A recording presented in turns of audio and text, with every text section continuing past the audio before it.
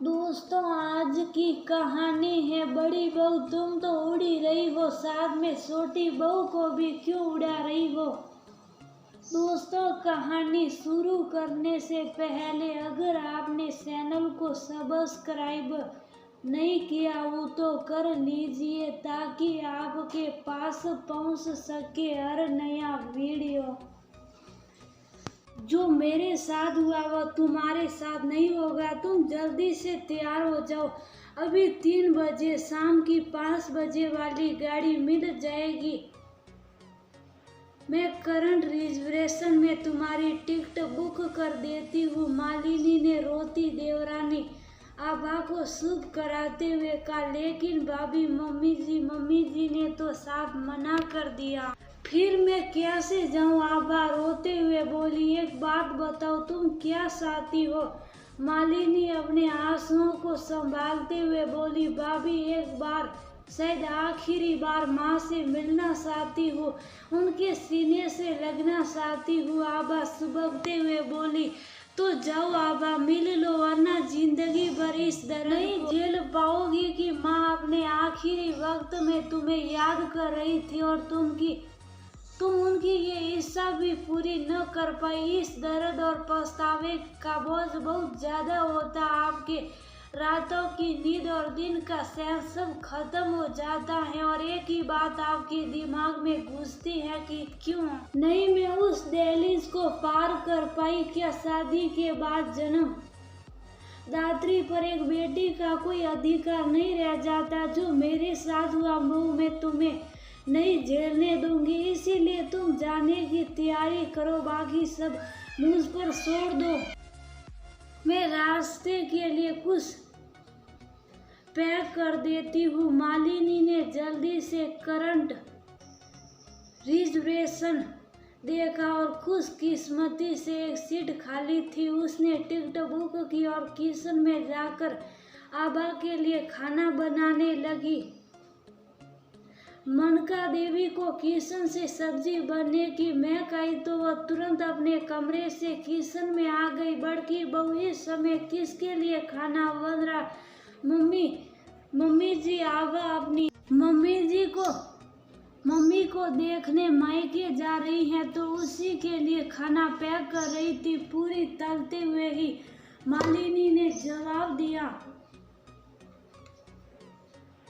मायके किससे पूछकर वो मायके जा रही है? मनका देवी की आंखें गुस्से से सड़ गई। अपने मायके जाने के लिए किसी से पूछने की क्या जरूरत है? मायके ही तो जा रही अपनी बीमार माँ को देखने और कोई सैर सपाटा करने नहीं जा रही। मालिनी की बात सुनकर मनका देवी को अपनी आंखों पर विश्वास ही नहीं हो रहा था कि उनकी गऊ जैसी बहू की आज तेवर क्यों बदले। हर बार की तरह अपनी बड़ी बड़ी आंखें करके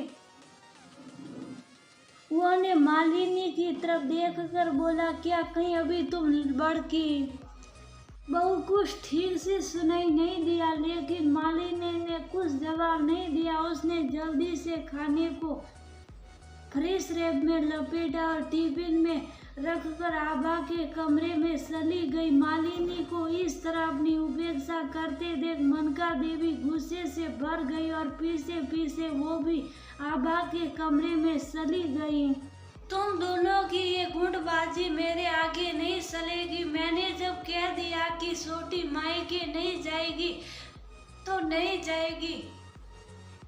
जाओ, मेरे लिए चाय बना कर ले आओ। बड़की बहू, जरूर बना दूंगी मम्मी जी, पहले आभा को स्टेशन छोड़ आती हूँ वरना ट्रेन निकल जाएगी। मालिनी ने आभा का बैग लिया और उसे चलने का इशारा किया। ये सब मनका देवी के लिए सोच से परे था। उन्होंने मालिनी का हाथ पकड़कर मोड़ लिया। इतनी हिम्मत हो गई है तुम्हारी कि खुद फुदकने लगी और साथ में छोटी को भी उड़ाने की कोशिश कर रही। मालिनी, मैं भी न जाने आज कैसे हिम्मत आ गई और उसने पलटकर मालिनी जी का हाथ मरोड़कर पीछे कर दिया और बोली, आज नहीं मम्मी जी, और अब नहीं, बहुत लिहाज कर लिया आपका, लेकिन अब नहीं।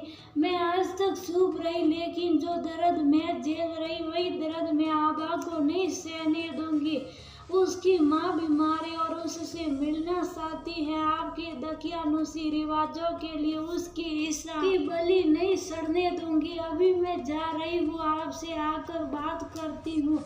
मालिनी आबा को लेकर स्टेशन चल दी और साथ ही अतीत के गलियारों से होते हुए 5 साल पीछे चली गई। जब आधी रात को मालिनी के मायके से भाई का फोन आया कि मम्मी की तबीयत बहुत खराब है, आकर एक बार मिल ले। उनकी हर सास उसी को याद कर रही। आंखें खुलने पर उसी को देखने के लिए व्याकुल रहती। मालिनी सुनते ही रोने लगी। उसने अपने पति विनय से कहा तो उसने जल्दी से उसे तैयार होने को कहा और खुद मनका देवी को बताने चला गया। लेकिन थोड़ी देर बाद ही मनका देवी तमतमाते हुए कमरे में आई। कहाँ जाने की तैयारी हो रही? कोई तुमको लेने मायके से आया है क्या? हमारे यहाँ बहुओं को ऐसे नहीं भेजते और उस पर तुम्हारा 7वां महीना चल रहा, तुम कहीं नहीं जा सकती। लेकिन माँ, मालिनी की मम्मी की तबीयत बहुत ज़्यादा खराब है, कभी भी कुछ भी हो सकता है। मैं उसे छोड़ आऊँगा। विनय के शब्दों में अनुनय था। वो तो तुम्हारी इतनी हिम्मत हो गई कि तुम इसकी माँ के लिए मेरी अपनी माँ की बात काटेगा। और उसके बाद मनका देवी जी साथ ही पीट पीट कर रोने लगी कि पति के मरने के बाद अपनी सुख सुविधाओं को त्याग कर दोनों बेटों को पढ़ाया लिखाया और आज 2 दिन की आई अपनी जोरू के लिए अपनी माँ की बात को काट रहा है। और मनका देवी का विकराल संताप देख मालिनी ने अपनी नियति से समझौता कर लिया। और 2 दिन बाद खबर आई कि माँ की सुनी आंखें बेटी के इंतजार में हमेशा के लिए बंद हो गई। मालिनी खबर सुनकर रोने लगी, लेकिन मनका देवी को जरा भी दया नहीं आई। अब ऐसा भी क्या मातम मना रही हो? बहू बीमार थी, अच्छा ही हुआ उन्हें मुक्ति मिल गई। विलाप छोड़ो और जाकर दिया बत्ती जलाओ।